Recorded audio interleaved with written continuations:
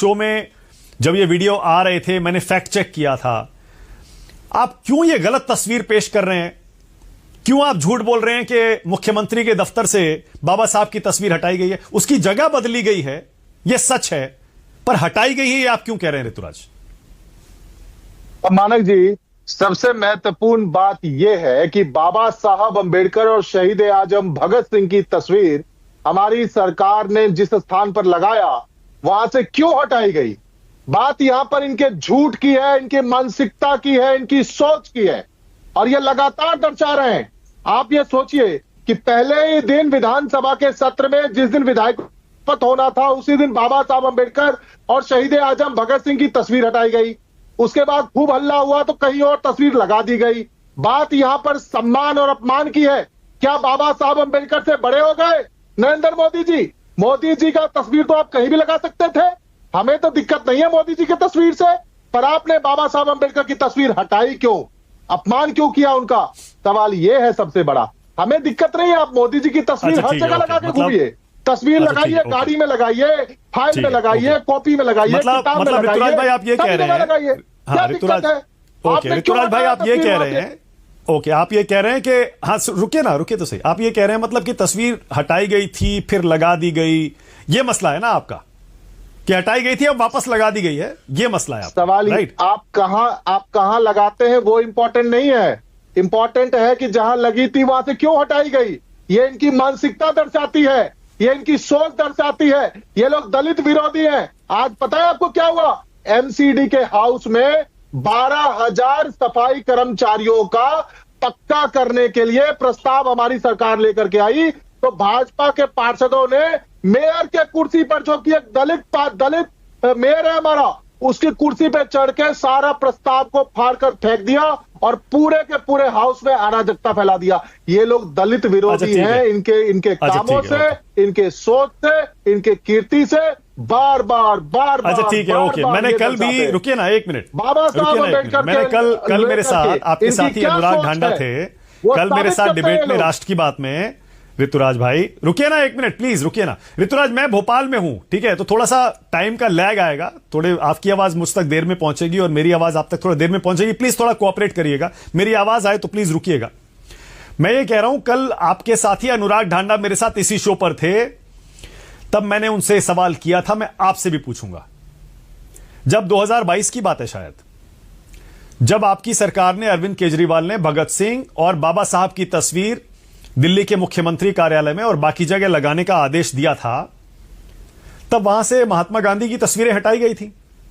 तो आप बापू विरोधी हो गए उस लिहाज से। तो देखिए मानक जी, कभी भी गलत बात नहीं कहनी चाहिए, चाहे दिल्ली हो चाहे पंजाब हो, हर जगह पे हमारी सरकार ने आदरणीय बाबा साहब अंबेडकर, संविधान निर्माता बाबा साहब अंबेडकर और करोड़ों युवाओं के हीरो शहीद आजम भगत सिंह, जिन्होंने देश के लिए सर्वोच्च न्यौछावर किया, उनकी तस्वीर को ससम्मान लगाया था। हमने कभी किसी की तस्वीर नहीं हटाई और हम कभी भी तस्वीर हटाने के राजनीति में नहीं पड़ते हैं। लेकिन सवाल यहां पर इनकी दलित विरोधी मानसिकता की है। सवाल इन्होंने हमेशा संविधान विरोधी, ओके आपने नहीं हटाई, ठीक है, ऑलराइट, ओके ठीक है, रुकिए ना एक मिनट, एक मिनट, आप कह रहे हैं आपने नहीं हटाई, ठीक है, आप कह रहे हैं आपने नहीं हटाई, लेकिन आप जानते हैं राष्ट्रपिता महात्मा गांधी की तस्वीरें, राष्ट्रपिता महात्मा गांधी की तस्वीरें ज्यादातर सरकारी दफ्तरों में लगी रहती हैं, आप उनका नाम भी नहीं ले रहे, क्या वजह है?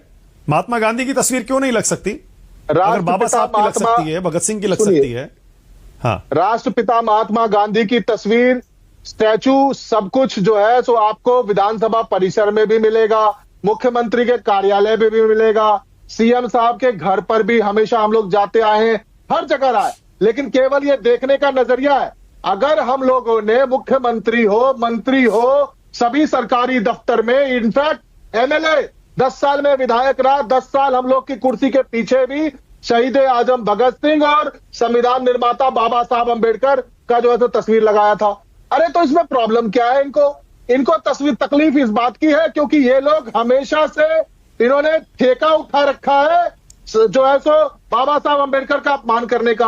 आज नगर निगम में सफाई कर्मचारियों को पक्का करने का प्रस्ताव आया। अच्छा, तो आप ठीक, देख सकते हैं विजुअल के अंदर में कि इन्होंने क्या किया। इनका चाल चरित्र और मैं समझ गया। एक सवाल और, फिर थोड़ा डिबेट को खोलते हैं, आगे ले जाते हैं। एक सवाल और, रोज देख रही है। एक सवाल और, ठीक है। आप मेरे आज के सवाल से सहमत है ऋतुराज झा कि दिल्ली में कुछ बड़ा होने वाला है? सीएजी की 14 रिपोर्ट्स आ गई हैं।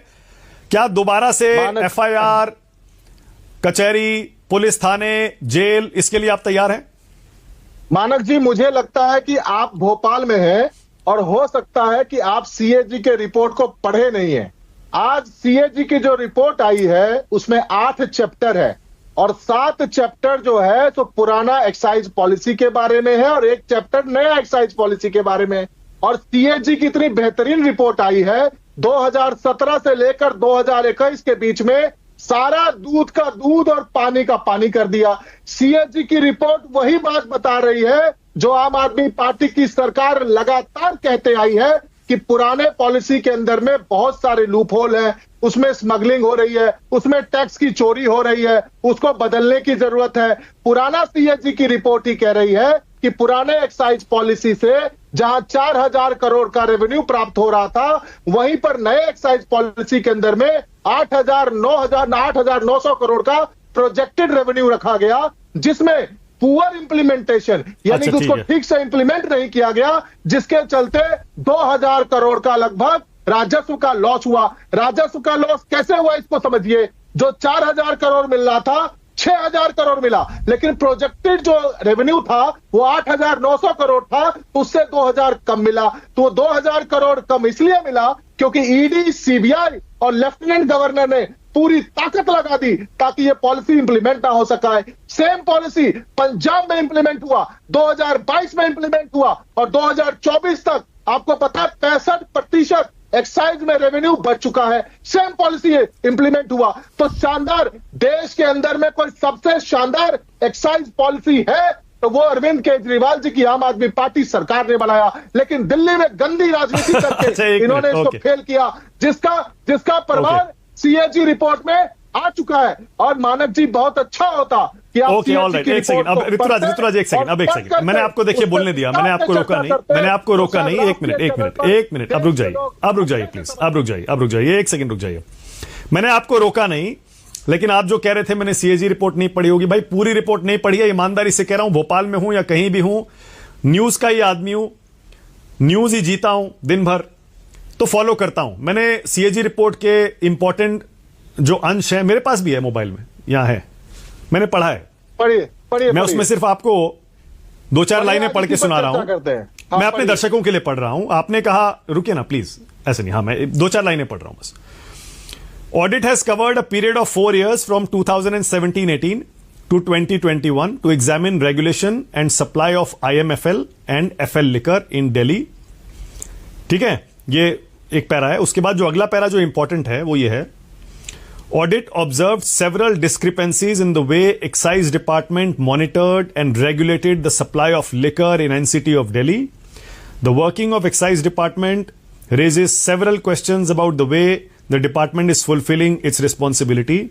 Total financial implication of the audit findings is approximately 2,026.91 crores.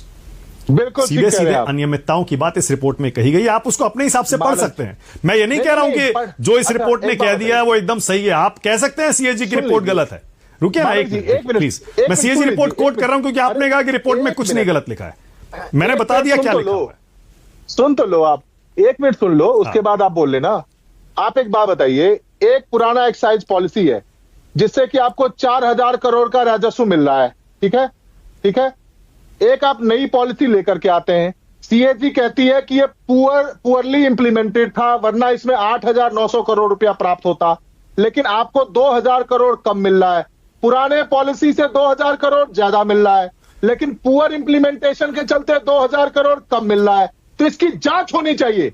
जांच किसके खिलाफ होनी चाहिए? लेफ्टिनेंट गवर्नर के खिलाफ होनी चाहिए। जांच होनी चाहिए सीबीआई और ईडी के खिलाफ, जिनके इंटरवेंशन की वजह से यह पॉलिसी इंप्लीमेंट नहीं हो पाया, वरना आज दिल्ली सरकार का जो राजस्व है वो 8,900 करोड़ रुपया केवल और केवल जो ऐसे एक्साइज से मिल रहा है। ठीक है, ओके ऋतुराज।